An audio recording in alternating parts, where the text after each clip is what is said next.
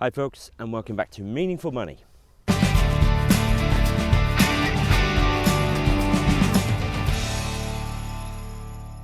Okay, I'm here just a little bit outside the town of Redruth. That's that behind me, I'm sure you can see.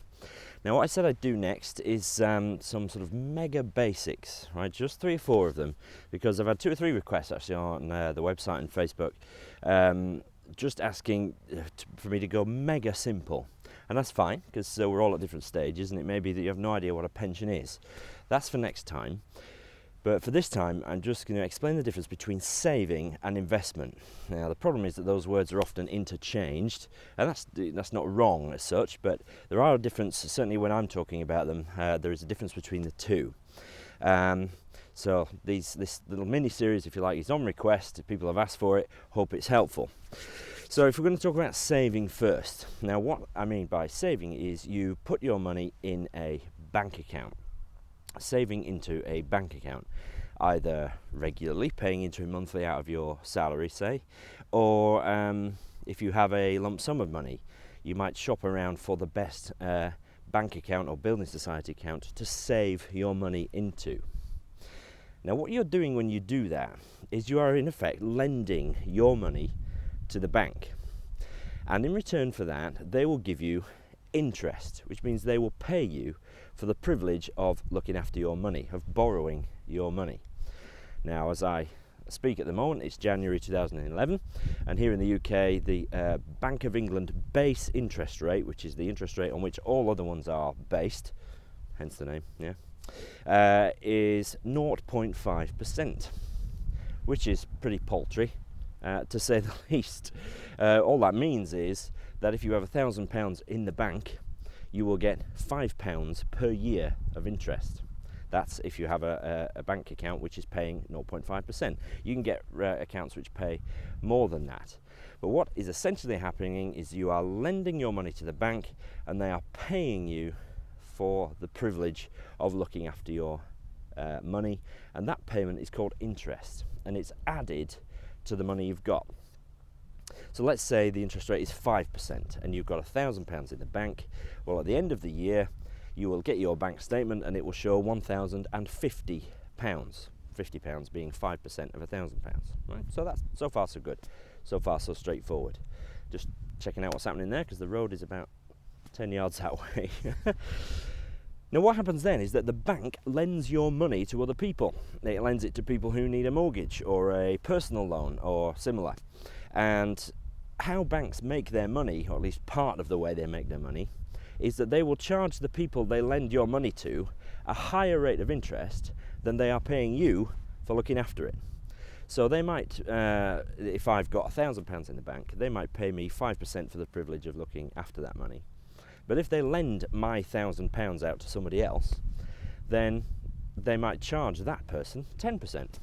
And the difference is essentially the bank's profit.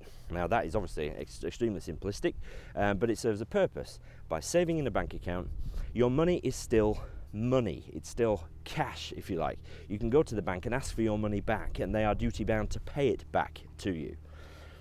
Though your money is still in the form of money. You haven't converted it. You haven't bought anything.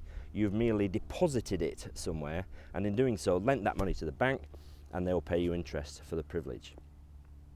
Now, there's lots of different kinds of bank account, and you can look back to episode 22 for that, and there'll be a link to that one roughly here, or possibly here, we'll see. I'd say here, due to the wonders of YouTube annotations. So a link, click that link, and that'll take you straight to episode 22, where I talk about the different types of accounts available. So that's saving, lending your money to the bank, depositing it in a bank account and getting interest. Now the alternative to that is what I would call investing. And the difference between that and saving is that when you are investing, you're actually buying things. You are converting your money, your cash, your pounds and pence, into an asset of some kind. So you might take your money and you might buy a property, a house. And so you no longer have the money, you have the house. You might take your money and buy some shares in a company, or you might buy some gold. But now you don't have the money anymore, you have the thing that you have bought. Now you would do that for 2 reasons. Firstly, because you hope the value of the thing that you have bought will go up. So if you buy a bar of gold, you hope that the price of gold goes up, and therefore if you come to sell that gold again, you will have made a profit. So the first reason you would invest, you buy something, is that you hope it goes up in value. Second reason you would invest and buy something different with your money is that you hope it produces an income. So let's say you take your money and you buy a property. You don't need the property to live in because you've got your house. That's not an investment. But if you buy a second property and you put tenants in it and they rent it off you, they're going to be paying you rent every month. And so an income is produced from that thing, that asset that you now own. Two reasons then for investing. You hope it's going to go up in value and it will produce you, hopefully, an income stream. And that is the difference between investing and saving. With saving, there is an income stream as such, but it's just interest, but your money will always remain money, and it itself can't go up or down in value. When you invest, you buy something different, and it can go up and go down in value, and it hopefully produces you an income stream as well. So that's simple, right? That's basic. That's the difference between saving and investment. If you want to look at the different types of investments that there are available, you're looking at episodes 24 to 36, where I sort of look at each one in turn. So, property and commodities and shares and bonds and all things like that. So for more information on the things you can buy if you're going to invest, that's where to go, episodes 24 to 36. But other than that, that's it. That's the difference between saving and investment for the mega beginner. Hope that's helpful. Goodbye from Redruth. I'm going to do one more here, I think, while the sun is out. And I'll see you next time. Thanks for watching.